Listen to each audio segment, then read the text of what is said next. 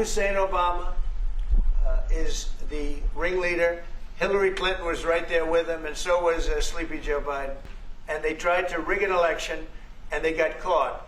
And then they did rig the election in 2020.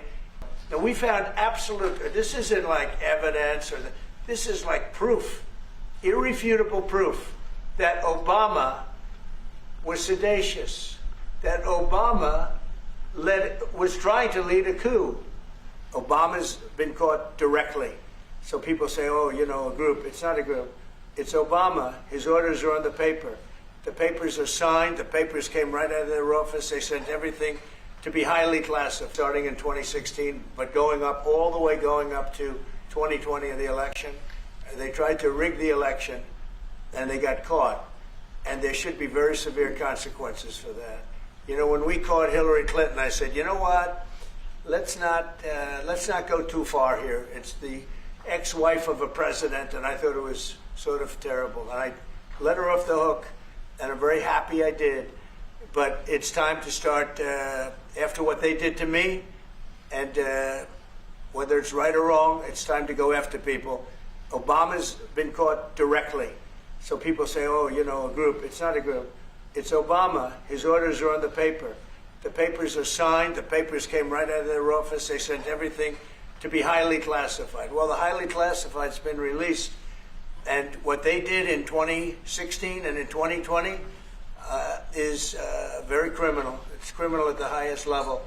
From your perspective, who should the DOJ target as part of their investigation? What specific figures in the Obama administration? Well, based on what I read, and I read pretty much what you read, it would be President Obama. He started it. And Biden was there with him, and Comey was there, and Clapper. The whole group was there. Brennan, they were all there in a room. Right here, this was the room.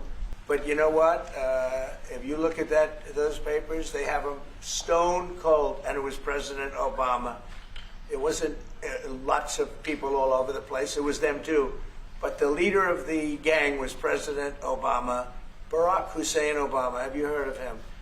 And except for the fact that he gets shielded by the press for his entire life, that's the one they... Look, he's guilty. It's not a question. You know, I like to say, let's give it time. It's there. He's guilty. This was treason. This was every word you can think of. They tried to steal the election. They tried to obfuscate the election. They did things that nobody's ever even imagined, even in other countries. You've seen some pretty rough countries. This man has seen some pretty rough countries, but you've never seen anything like it. And we have all of the documents. And from what Tulsi told me, she's got thousands of additional documents coming. So President Obama, it was his concept, his idea, but he also got it from crooked Hillary Clinton. Crooked is a $3 bill. Hillary Clinton and her group, the Democrats, spent $12 million to Christopher Steele to write up a report that was a total fake report. Took 2 years to figure that out, but it came out that it was a total fake report. It was made up fiction. And they used that.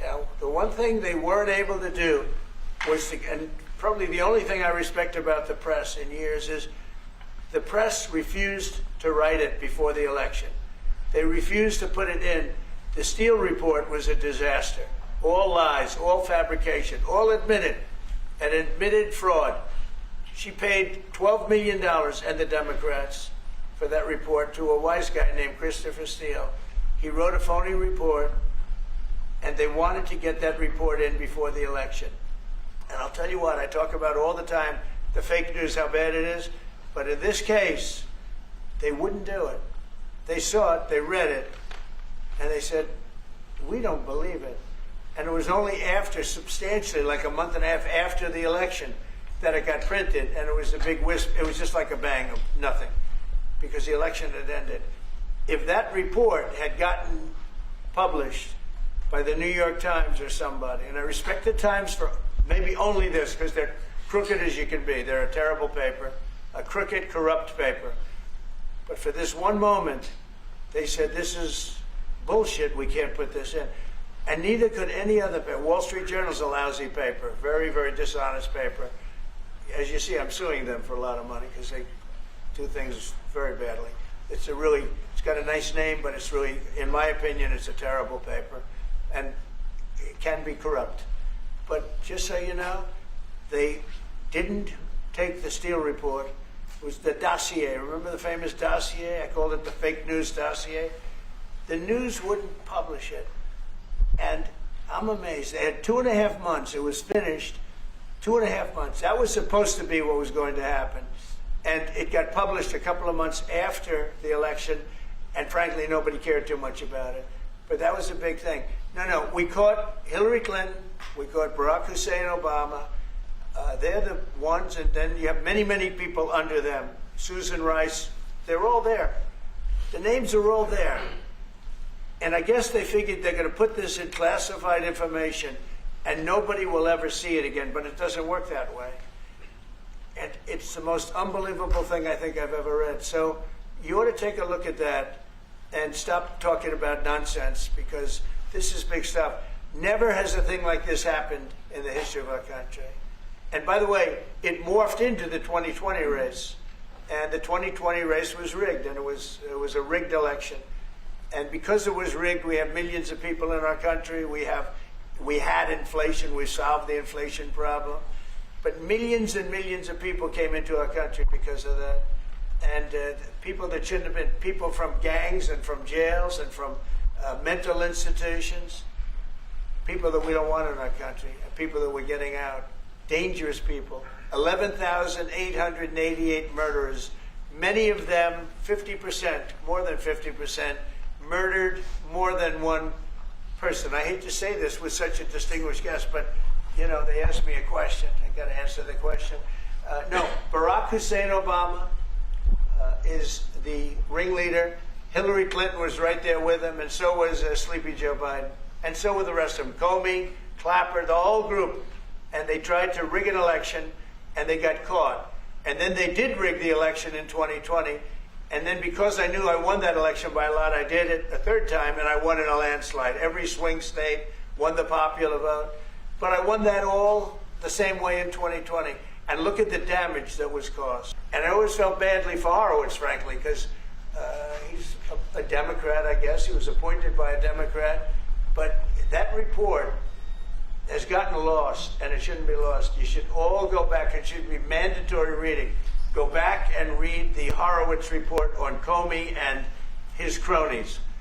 And you'll see exactly, we're going to add that to all the stuff that we found. It just confirms it.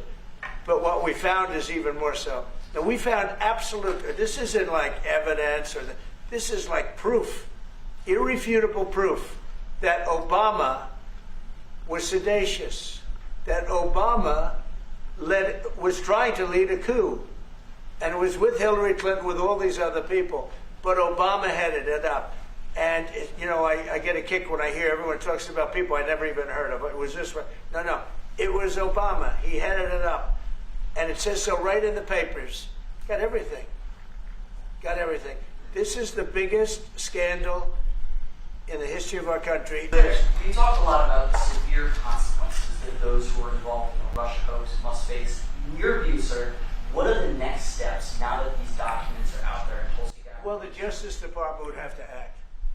And we have a very competent, very good, very loyal to our country person in Pam Bondi, very respected. And it's going to be her decision.